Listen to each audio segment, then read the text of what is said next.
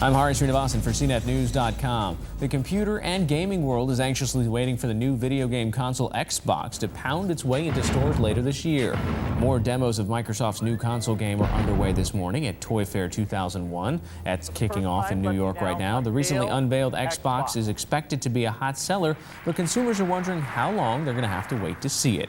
Joining me now is a director with the Xbox team, John O'Rourke. Thank you for being here.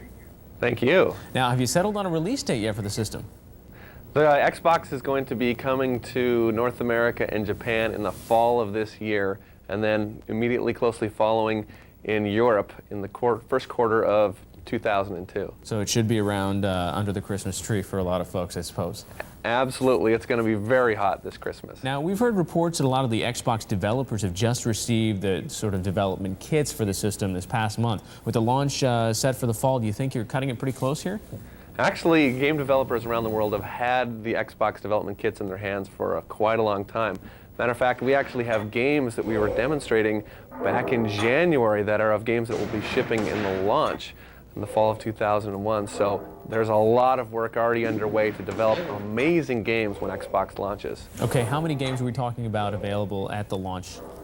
At the launch, you can expect somewhere between 15 to 20 titles, and it's really all about the quality of those titles. We want games that bring to life the experiences people have always dreamed about, the things they've always wanted, where a football, you see the blades of grass, you see the expressions on the quarterback's face after he tosses that long bomb for the touchdown. Now, are there going to be any games bundled in with the system when you buy it at the store?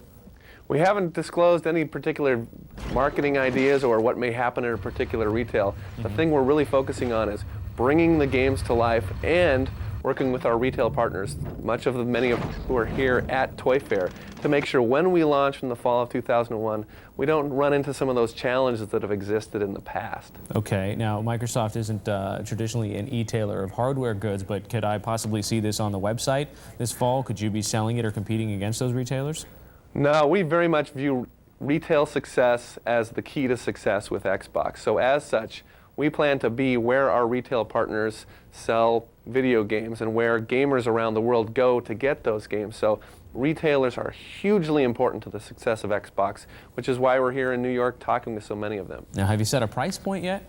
And we haven't announced a specific price point yet, but I can tell you it's going to be competitive with everything else that's going to be on the market in the fall.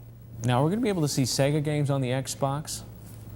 Well, Sega right now develops primarily for their own platform. What you're going to see on Xbox is games from the world's best developers, Electronic Arts, Konami, Activision, THQ. Over 200 of these folks have already mentioned their intent to bring many of their existing games to Xbox.